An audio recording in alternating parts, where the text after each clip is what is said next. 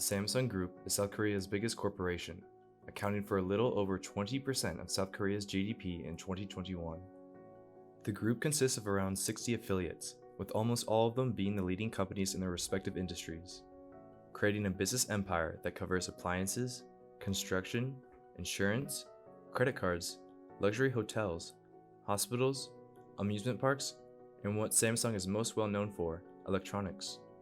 The Samsung Group was founded in 1938 and established their Samsung Electronics division in 1969. Samsung began as a small company that exported goods primarily to China, such as noodles, dried fish, and fruit. Currently, Samsung belongs to a category of South Korean companies called Chaebols. The word Chaebol is a combination of the characters for rich and clan. Chaebols are large, family-run businesses that have many affiliate companies operating in multiple business sectors. The structure of a Chaebol places the family members of the founding family in management or ownership positions, allowing the family to maintain control over the affiliates. They are designed to have a monopoly position in their respective markets and have a huge influence on the South Korean economy and government. Currently, the 10 biggest Chaebols account for 80% of South Korea's GDP, meaning that the prosperity of South Korea's economy heavily relies on them. The many different Chaebols in South Korea include companies such as LG, Hyundai Motor Company, SK, and the biggest of them, Samsung. The rise of the powerful Chaebols came after the Korean War, where officials gave them cheaper electricity, tax incentives, cheap loans, and relief funds. In return, the businessmen started these soon-to-be Chaebols, promised to rebuild the country. These Chaebols flourished under General Park, who served as the president of South Korea from 1963 to his assassination in 1979. A Buy Korea policy was used to help the Chaebols succeed, and focused on suppressing worker union movements. This immense power and economic influence that Chaebols were generating would soon lead to a corrupt government system that would create a lot of controversy in the country. Today, Samsung Group is run by the second and third generation members of the Lee family, which according to Forbes, are known to be the second most wealthiest family in the entire continent of Asia. Lee Jae-young is the most well-known and wealthiest member of this family, known as J.Y. Lee in the West. Lee is the executive chairman of Samsung Electronics, the biggest affiliate in the Samsung Group, and is known to be the most influential executive on the South Korean economy and government, but not for positive reasons. In 2017, Lee was convicted of bribery and embezzlement. His crimes were tied directly to the corruption scandal that ultimately led to the imprisonment of former President Park.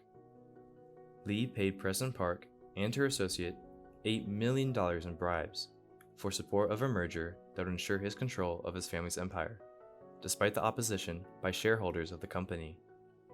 He was jailed 2 separate times for his bribery towards the former president.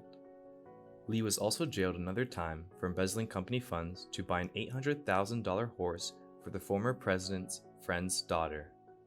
These events eventually led to Park's impeachment, and she was imprisoned in 2017 for 25 years. Although not long after this took place, both Lee and Park were pardoned by the South Korean government. The government justified the move, saying that the country's biggest company was needed for post-pandemic economic recovery. When this was revealed to the public, millions of South Koreans turned out at candlelit protests. They showed up every weekend in the 2016 and 2017 winter, demanding an end to the Chaebols' ties with the government. But not everybody shares the same dismay as the protesters. A recent poll showed that 70% of South Koreans support the pardon. Their desire to end corruption and Chaebol influence still remains, but is conflicted with fear and concerns over a looming recession. And taking out a Chaebol leader might lead to the economy suffering. South Koreans also want to keep their pride in Samsung representing South Korea on the world stage.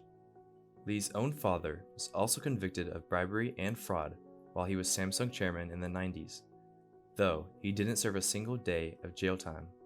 This follows a pattern of Chaebol leaders having their slates wiped clean, and reaffirms that South Korean business leaders are above the law. And although Lee was pardoned, he still faces criminal allegations to this day. All of this creates a growing concern within South Korean society. The larger the Chaebols of Korea become, the less space there is for startups to innovate and flourish. And Samsung is a perfect example of a competition-destroying system that stifled labor movements and contains decades of bribery and corruption cases. Even with many wanting an end to this corruption, today, many politicians look toward Chaebols for financial support during campaigns. Until there is a major change, we will continue to see into the dark side of South Korea for as long as the Chaebols thrive. Thank you for watching. If you enjoyed this video, please subscribe and leave a like, and I will see you guys next time.